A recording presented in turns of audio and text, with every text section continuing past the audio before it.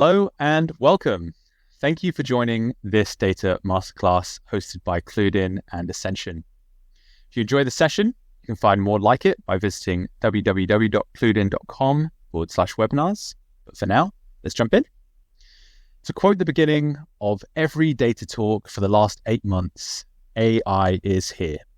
We've all felt that. It's helping us to structure our emails, prepare presentations, schedule our meetings. But we're all here because we know that this is just the start. AI starts to get extremely powerful when we can train it using our own business data. And that's when it can start to truly impact the bottom line, performing tasks like predictive sales trends or identifying customer churn signals before they take place, and many, many more, some of which I know that we're going to cover in the session today. Many overzealous leaders are looking to their data teams and asking to deliver these things today. We know something that they don't, and that's that most enterprise data has a ways to travel before it can feed these AI tools and generate that insight. To that end, this masterclass is perfect for any data leader that's keen to fast track their journey to AI readiness and leverage those AI benefits as quickly as possible. To help, my guests and I will spend the next 30 minutes or so talking you through the value that trained AI offers, the role of data quality in your AI readiness journey, and tips for overcoming some of those data literacy journeys that are preventing you from accessing AI today. I'm your host, Kyle Main, and today I'm joined by Zach from Clued In and Manning, the Solutions Director over at our brilliant implementation partners in Australia, Ascension. Hello and welcome to you both. Great to have you here. Hey, well, with that, let's dive straight in. So, Manning, I'll start by passing over to you. Well, hello, everyone. If you're a data leader, you're probably au fait with all the stuff that's going on in AI right now, but I'll just quickly sort of summarize. By now, you know, AI is no longer an interesting idea. It's not a fun new thing to think about. It's kind of here. If you're not implementing AI right now, if you haven't got a clear plan and strategy in place for bringing AI into your organization, you are getting left behind in a very bad way. You know it, we know it. AI is impacting every aspect of an organization, and it's hard to prioritize where the most value it could be because there's so many candidates. Whatever processes you have, particularly if you're in an organization with non-linear processes, such as insurance claims or educational pathways for students at university, or property application development and these kinds of things, they're all very non-linear. Support desk calls, also a non-linear. Anything that has that kind of non-linearity to where a process can start here, move to here, branch off into two things. This part becomes inactive. These two merge into something else. These kinds of complex data processes. The ability of AI to completely revolutionize and manage all aspects of that is simply astonishing. As to the use of large language models and essentially through what are called process optimization engines. Both of those things sit on the back of predictive analytics and neural networks and similar kinds of analytic frameworks. I'm sure you've already experienced better customer experience that comes through AI. You flicked on Netflix, you watched a show and it's like, hey, you might like this show. You've seen a chatbot on a website. Chatbots emerged a few years ago and they were horrible. And lately, I actually find I'm starting to like them because they are becoming more effective. The original chatbots were driven very much by scripted, text-based engines. They weren't using AI engines. Now that we've incorporated large language models such as ChatGPT and similar platforms into chatbots, they've actually become far more user-friendly, far more effective. There's enormous opportunities to reduce risk. It does not matter what industry you're in. As I say, I came from construction. Obviously, we have physical risks, safety risks, where we're using what was called edge analytics, computer vision, analyzing piles of bricks, analyzing stockpiles of materials. And it was able to literally identify that there were safety risks on site. It was able to identify violations and so on and so forth, and immediately send an alert. So very powerful there. And of course, all of these different tools sit on the back of data analysis, and that data analysis is working through the main forms of either predictive analytics using predictive modeling or some kind of neural network. And of course, from that, you can also just get the promise of better decision-making, sometimes through just recommendation engines. One of my personal favorites, we built an engine that was able to synchronize maintenance call-outs. So instead of calling someone to do one job, you were able to consolidate and call them out for 5 jobs. It saved roughly 40% maintenance costs across this particular example was in elevator lift maintenance. Saved $5 million a year. And we literally implemented that one in 3 days. So there are enormous opportunities for AI. Okay.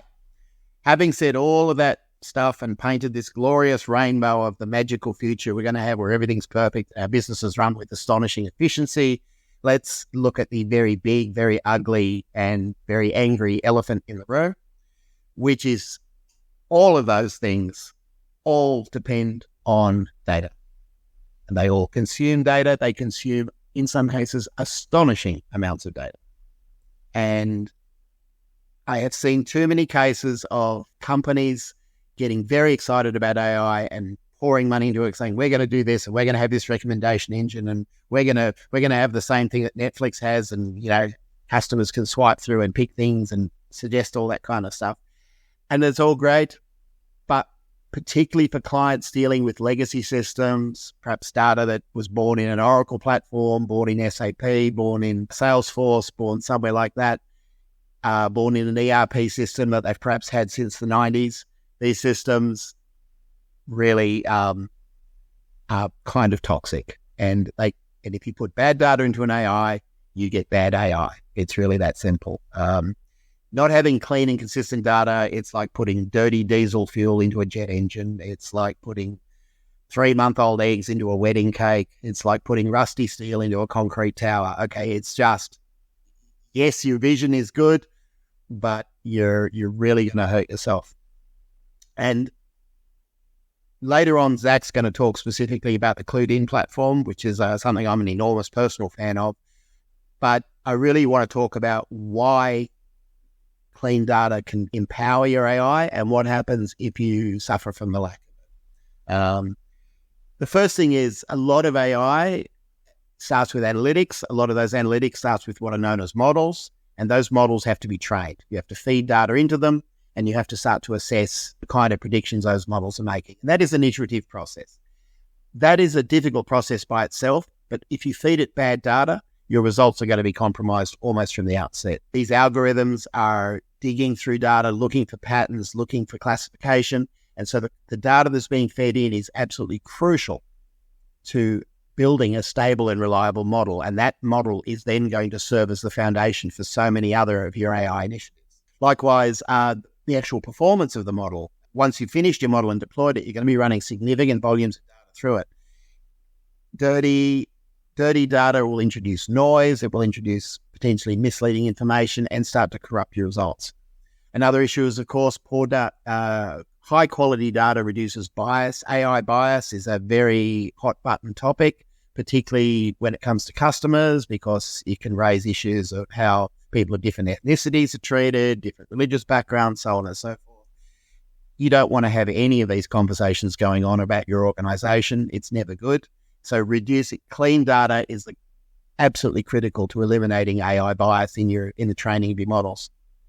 And the last thing, of course, is, as I said, models are iterative. You're going to develop a model, review the results, recycle, and go through an iterative process. If you're feeding bad data into it, you're cycling through that iterative development life cycle for no reason, because your results are bad to begin with, and you're not actually testing the accuracy of your model. You're simply seeing what happens when you put bad data into a model. You're not getting a meaningful insight into where things are going.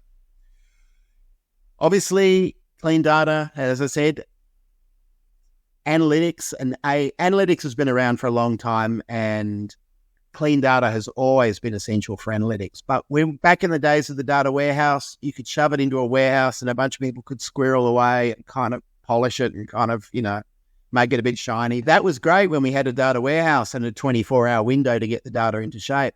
With AI, we don't have that opportunity. A lot of people expect real-time results, real-time analytics. That data's coming in fast. It's got to be right from the outset. So we need to be thinking about how to get high-quality data into the customer's hands in either real-time or very close to real-time.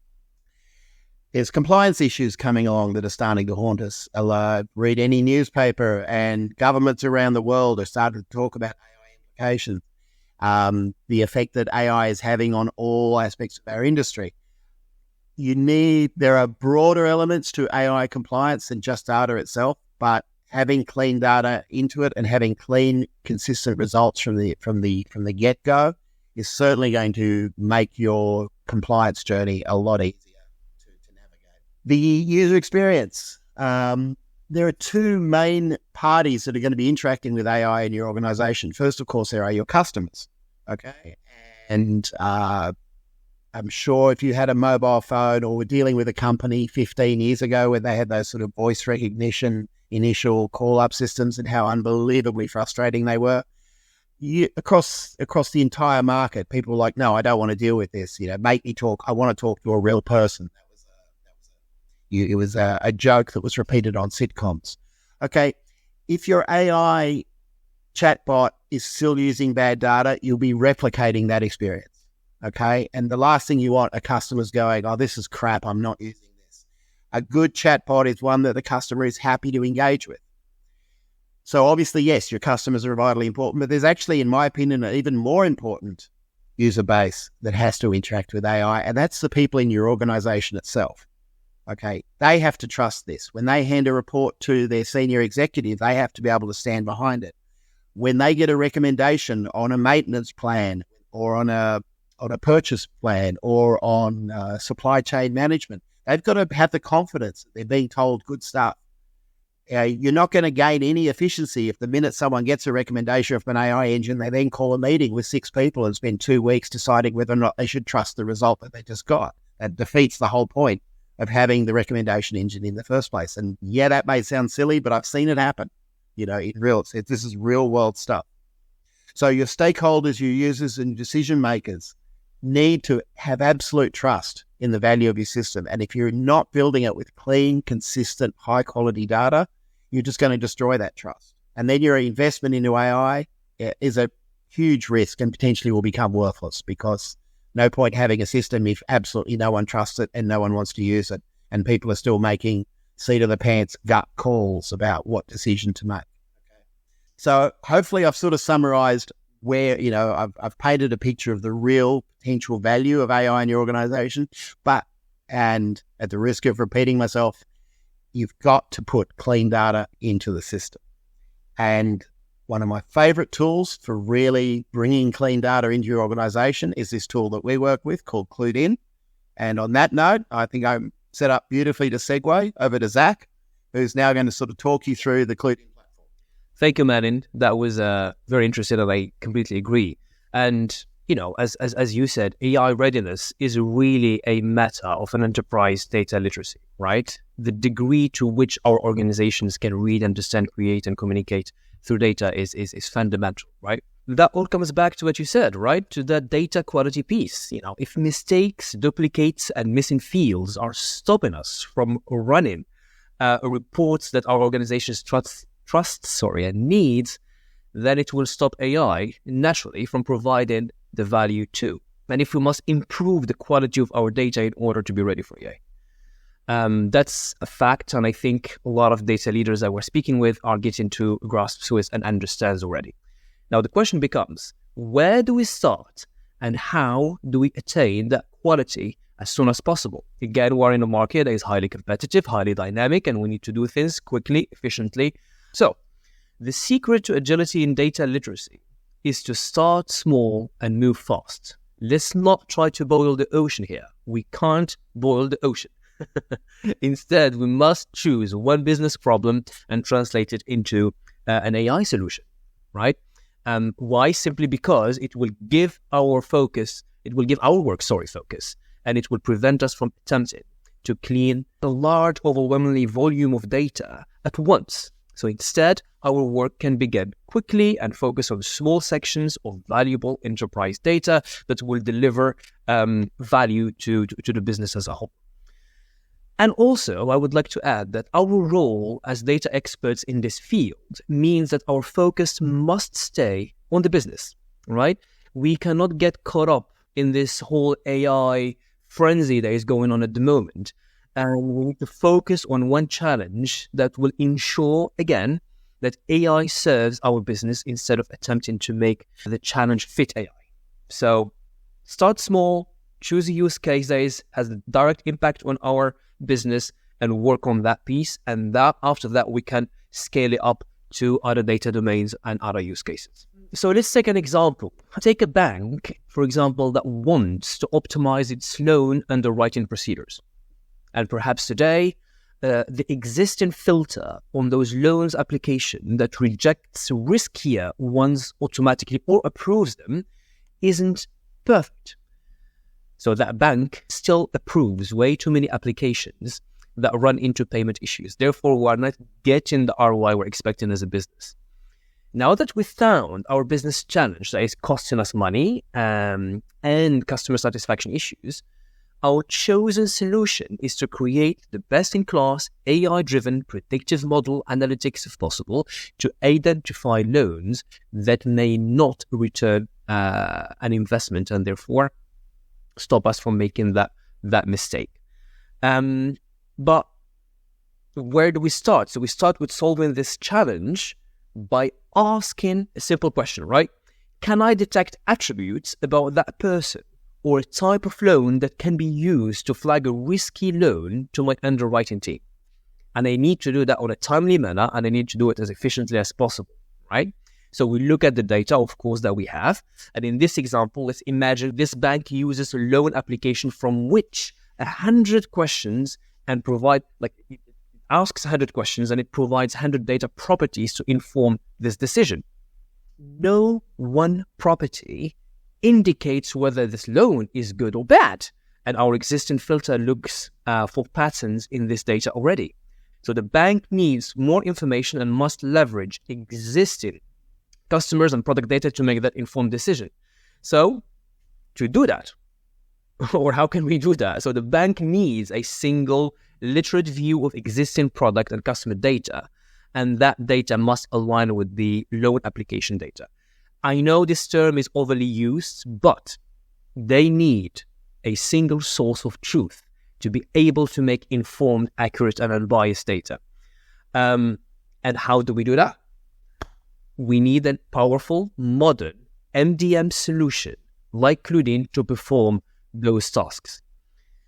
I want to push this a little bit further, if you don't mind, Manny and Kayo, and talk a little bit more about those functionalities. So could be something like ingest data in one place, right? Meaning like how do we connect to source system and centralize all relevant structured, semi-structured, and structured data from source systems that manage the customers and product data. So connect to the data source as quickly as possible with no limitations.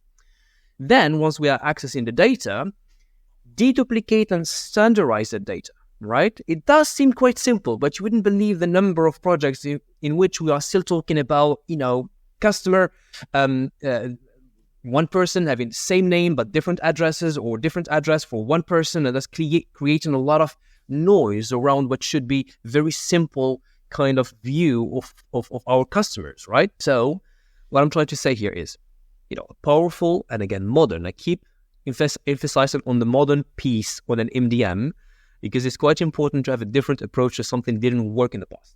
So modern MDM solution like Cluedin specializes in finding this siloed profiles and unclean data and consolidate them, merge them, and kind of give you that single view of your customer, right? So that's the first part. We access the data, we make it ready. What do we do next?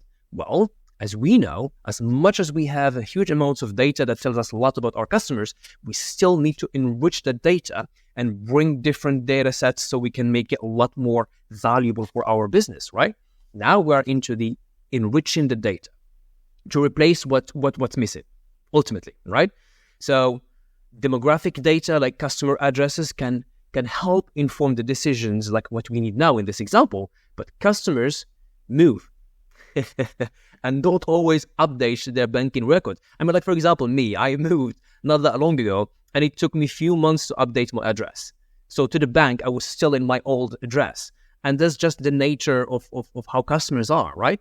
And this is where the MDM platforms like Cluedin specifically take the incomplete data sets and automatically fill them in with data from trusted external sources. Could be public records, could be social media, or could be anything that you use internally or externally yourself, right? Okay, let me make sure that you're following me, guys. So we're talking about connecting to data, making the data ready, cleansing it, deduplicating it, merging it, right? Now we're enriching that data and making sure that we're getting more value out of it by bringing different angles or different third-party data to the equation. So finally, the next step is, or this step should I say, is to ensure that the bank data fulfills the requirements and the completeness and the relevance. Again, we're trying to get insight out of it, right? So across those 4 steps, the bank has created now a pool of high quality data that can be trusted, relied upon, to train the AI model and start informing the underwriting team about to make the right decisions, right? The experienced amongst you might look at this and assume that the process takes years. And if you have experienced legacy traditional MDM system, you would be fair to think so, considering how costly, how lengthy it is, and time to value is just not realistic in today's market dynamics. But in this case, it's not what has happened. Despite the banking industry being such a complex one to operate in, the example I've given today was informed by an active project with a new large banking client. So their goal was to build a view of their client and with quality data, obviously. And we are on track to deliver that project just 3 months post-implementation. So this is the exact type of data that is ready to feed an AI engine. And 3 months is staggeringly short period of time for a large enterprise to get there, to get to value. Yet it is possible.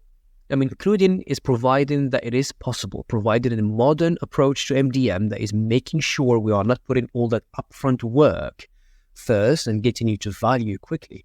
And if you follow the same steps with the technology again like Cludin by your side to support you, I can confidently say that it is possible for you to get to that data readiness to unleash or unlock the value of AI.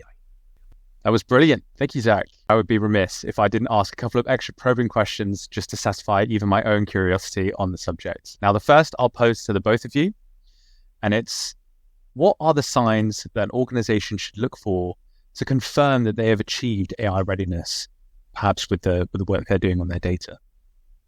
Cool. To me, the first sign is that probably your conventional analytics, your dashboards, your standard reports that you use, or the throughout your daily operation, are produced in a relatively pain-free fashion and have a high degree of reliability and trust within your organization. If your organization is still struggling to get this kind of basic information out across your organization, maybe you've got what I call single source quality, which is you're able to produce a report out of a single system you've got, but you're unable to integrate your customer with your finance data, or your customer with your sales and inventory data. Okay, now you're probably not ready to start diving into AI analytics because you're not able to properly integrate data from these divergent systems right off the bat. So yeah, how good are your ability to produce your conventional analytics? That's the first thing I look for. Zach, do you have some thoughts? Absolutely. Thank you, Matt. I 100% agree. And I think, it might seem surprising, but we're still having conversations with organizations where we're still talking about data volumes and type of data that they need to deal with and how they are struggling with it. And again, this is part of the fundamentals. If we're still struggling with structured, unstructured, semi-structured in a world with everything now with image and video and then everything in between, is driving interactions with our customers. If we cannot manage that kind of volume and variety of data, that is another sign where probably we're not there yet to make sure that we're getting value out of the data. There was another example actually, or for actual customers that we are supporting now, whereby they having a use case or from their customers asking them to use their data in real time. How can we leverage AI to deliver insights to our customers in real time? So if we don't have the basic, technology that will help us move our data on a timely, accurate, and respecting all the regulations and all that kind of stuff on a timely manner, that's become a challenge, because certainly in this very specific project, being competitive and doing things as soon as possible is the key for business to drive more customer acquisition, more customer satisfaction, and therefore grow. Just to give you an example, and we've worked with them to quantify how does that look like in terms of missing opportunity. They told us that 4.7 million per annum is actually the cost for poor data quality they have, for missed opportunities that they haven't been able to respond to on a timely manner. Again, we are in very competitive markets in certain industry. This is, by the way, in the financial sector, right? Whereby customers have a lot of options. And if we're not positioned at the right time with the right information in front of the right customer, we are certainly losing that customer to another platform that can do so very, very quickly. So yeah, I agree. I mean, there are a few signs, but again, making sure that we have our fundamentals, making sure that we're responding to the market demands as soon as possible is certainly one of those signs that, makes organizations ready for AI. And I think one of the things I really like about using Clued-In is Clued-In comes with some pretty sophisticated metrics that you can develop, particularly around data quality. And if we're working with a client and we're doing an AI readiness assessment, one of the things we can agree with the client is across different data sources that they have, setting what is the minimum data quality standard. Perhaps it's 80%, 90%, so on and so forth. And let's set that metric and let's benchmark that. And then we can literally have a pass-fail. Yes, we're ready. No, we're not kind of scenario. Fantastic. No, strong answer. I love that. Thank you very much. Now, my second and final question to you both before I start to wrap things up is, do you think that perfection is the enemy of progress in terms of AI readiness? Should organizations aim to have data that is perfect, the golden record that is untouchable and that you can leave because it is fine as is? Or do you think there is room for good enough? The data should just pass a certain threshold and that is your green light to go ahead and start trying to leverage these AI technologies? What do you both think? If you're hanging on for perfection, you're digging a very big hole that you're never going to get out of. So part of developing your AI strategy is, of course, think big, build small, pick your targeted areas, look for, in any initiative, there's always high value, low effort areas that we can target very, very quickly. And in fact, this is a beautiful opportunity to pass over to Zach, because the thing I personally love about Clued-In and the Clued-In platform is that I don't need to hire a team of 45 data modelers to try and get the thing off the ground. Brilliant. Thank you, Matt. That's the great segue. Indeed. I mean, honestly, it's not making the complicated uncomplicated, but it's just starting somewhere, right? Nirvana is great, and we all want to go there, but there is reality, as Manu mentioned, and we need to work with that reality. So certainly what we are saying and advising our customer to do is let's pick a essential use case for your business that you want to work on now. Let's focus on that. And once we created a way and you got used to the platform and you got used to how you can do things, then scaling that to different data domains and different use cases will become a lot more easier. So let's not try to boil the ocean here and just focus on value that is critical to you now and work on it and get you to value quickly. I think that's a beautiful kind of way to start without having to complicate what once was and sometimes now still a very intimidating process. Wonderful. Thank you very much. Thank you both for your thoughts on the matter. Found that incredibly useful. Thanks. And that brings us to the end of our time. So to start to close out, I want to thank Manning and Zach, both of you, for sharing your expertise with us today. It's been fantastic. Even I've learned a lot from this session, so I hope it's been especially useful to all of the data leaders joining us from home. Now, if you did enjoy this, then don't forget to visit www.cluedin.com/webinars. We have a great session, a number of sessions coming up, as well as recordings of our past webinars, all of which you can enjoy on demand now. But for now, it's a goodbye from us here, and have a lovely rest of your day. Take care.